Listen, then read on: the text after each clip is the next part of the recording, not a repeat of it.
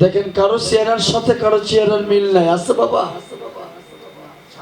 এক একজনের এক এক রকম চেহারা, নাক, মুখ, চোখ, কান, হাত, পাও, দেহ সবকিছু ভিন্ন ভিন্ন, কারোটার সাথে কারোটার মিল নেই। কিন্তু দেখেন এতগুলো নাক ভগবান এইরকম করে কি করে বানালো? দেখেন কারো দাঁতের সাথে কারো দাঁত মিল নেই, আছে?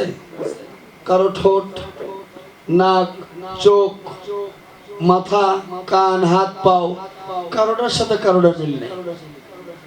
ভগবান আসলে এমন বিশুদ্ধ চিত্রকলা তৈরি করেন যা পৃথিবীতে আর কেউ সেটা নকল করতে পারেন না।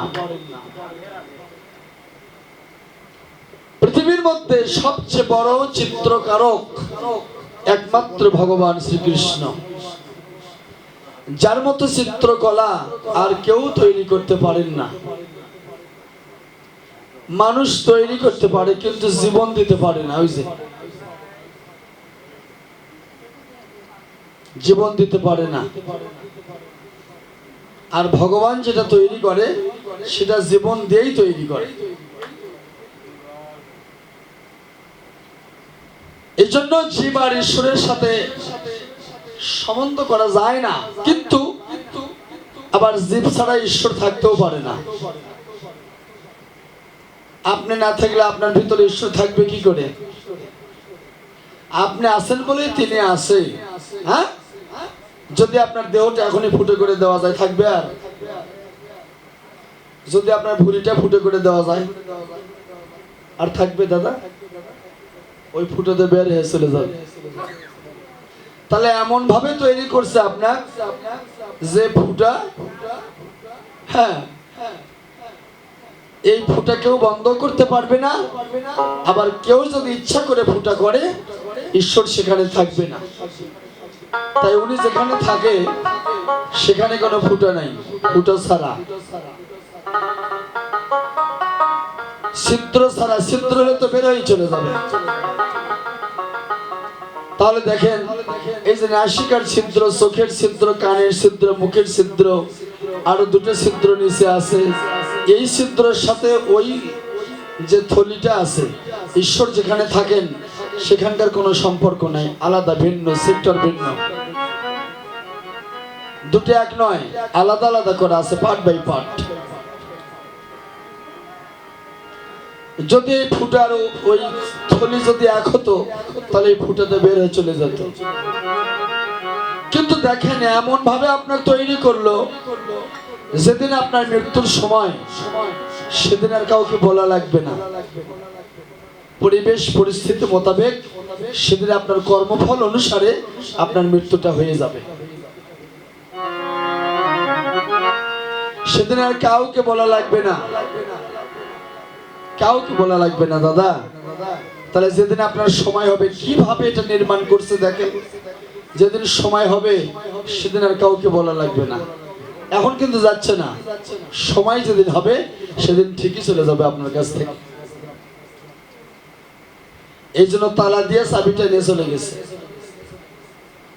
এই চাবিটা নিয়ে যেদিন আবার খুলবে সেদিন কিন্তু আর থাকবেন না, আপনি চলে যাবেন। তাহলে আজকে এই পালার নাম হচ্ছে রাসপালা, বৃন্দাবনের রাস। কোথায় হয়েছিল? শারদীয় পূর্ণিমা রজনীতে নিকুঞ্জ বনে। নিকুঞ্জ, যেখানে কোনো কুঞ্জ নাই, কুঞ্জ ছাড়া। তাহলে নিধুবন, নিকুঞ্জবন, ঝাউবন, তালবন, খদির বন, হ্যাঁ, ভান্ডির বন, এই যে 12টি বন আছে, 12টা বন আছে আপনার মধ্যে। এই 12টা বনের মধ্যেই কিন্তু এই নবলক্ষ ধেনু ষড়রূপু এরা বিচরণ করতেছে। আবার এই যে পরমাত্মা আপনার ভিতরে বসে আছে, দেখেন, যা কেউ দেখতে পারে না, কেউ ধরতেও পারে না। পৃথিবীর কোন বিজ্ঞান আপনার আত্মাকে ধরতে পারতেছে না। যদি ধরতে পারত তাহলে এতদিন মানুষের মৃত্যু পর্যন্ত বন্ধ হতো। কি দাদু, ধরতে পারছে? কেউ ধরতে পারছে না। ধরতে পারলে মৃত্যু থাকতো না মানুষের এতদিন। যত টাকাই লাগুক মানুষ এটা বন্ধ করতো। তাহলে সাধন করে এত কিছু করা যাচ্ছে, কিন্তু সাধন করে মৃত্যুকেও রোধ করা যাচ্ছে না। আপনি 20 বছর 50 বছর বাড়িয়ে নিতে পারবেন, কিন্তু আপনাকে যাওয়াই লাগবে। যাওয়াই লাগবে। আপনি বাড়িয়ে নিতে পারেন, সাধনার দ্বারা আপনি বাড়তি করতে পারেন, কিন্তু আপনার মৃত্যু হবে একদিন। এই জায়গা সবাই আমরা নত, এটা কেউ ব্রেক দিতে পারতেছে না। কারণ ভগবানের সম্বন্ধ এখানে নাই। আপনার মৃত্যু একদিন হবেই। তাহলে মৃত্যু যদি হয় তাহলে আপনার আবার জন্ম হবে। মৃত্যু হলে জন্ম হবে, আর মৃত্যু যদি না হয় জন্ম আপনার হবে না। তাহলে একদিন আমার মৃত্যু হবে, হলে পরে কর্মফল অনুসারে আর এক জন্মে কোথাও না কোথাও আমার জন্ম হবে। তাহলে আজকের পাল্লার নাম হচ্ছে রাস।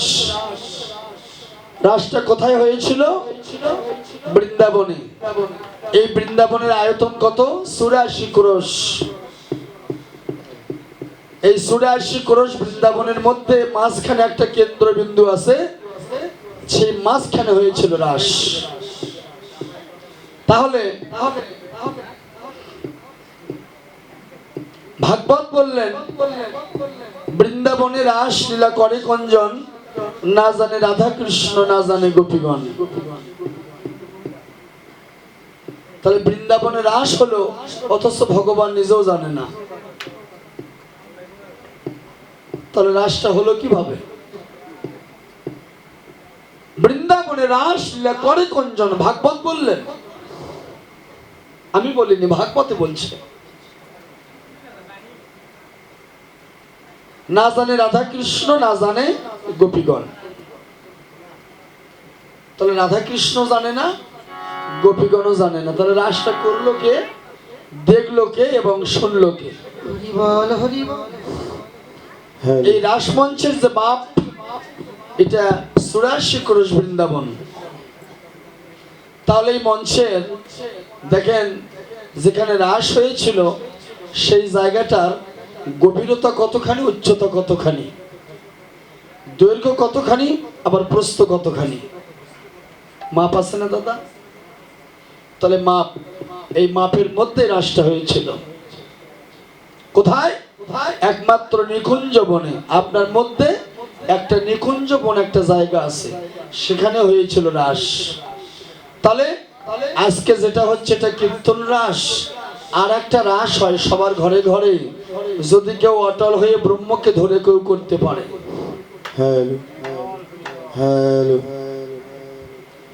ব্রহ্ম সত্তাকে ধারণ করে যদি কেউ রাস করতে পারে, অটল সত্তা হয়ে যদি কেউ এই রাস করতে পারে, পিতৃধন ঠিক রেখে যদি কেউ এই রাস করতে পারে, তাহলে কর্ম করো, কিন্তু ফলের আশা করো না। জলে নামো, কিন্তু বসন যেন ভেজে না। রান্না করো, পরিবেশন করো, হাড়ি যেন ছিও না। তারই নাম হচ্ছে রাস। রস জাল করতে করতে যখন এই রসটা লাল হয়ে যায় তখন হয় রাস। যখন এই রসটা ঘনীভূত হয়ে যায়, ঘন দুধ জাল করতেছে আমার মায়েরা, জাল করতে করতে দুধ যখন উতলায় পড়ে তখন কি করেন? জল ঢেলে দেন না জাল টেনে দেন? কে মা, এই যে কথাটার একটু উত্তর দেন। জাল টান দেন না জল ঢেলে দেন? এনারা দুধ জীবনও খায়নি।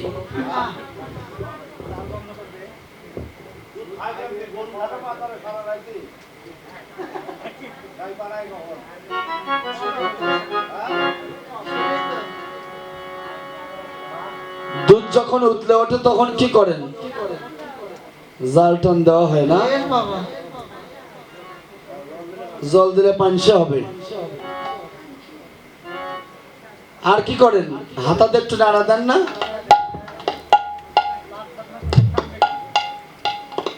যখন আবার দুধটা থেমে যায় তখন আবার জাল দেয়, ঠিক কিনা? এইভাবে জাল দিতে দিতে দিতে দিতে যখন আর উঠলই না, দুধটা ঘন হয়ে গেল, তখন সারা রাত জাল দিলেও আর দুধ উঠলবে না। এটাই হচ্ছে রাস, এরই নাম রাস।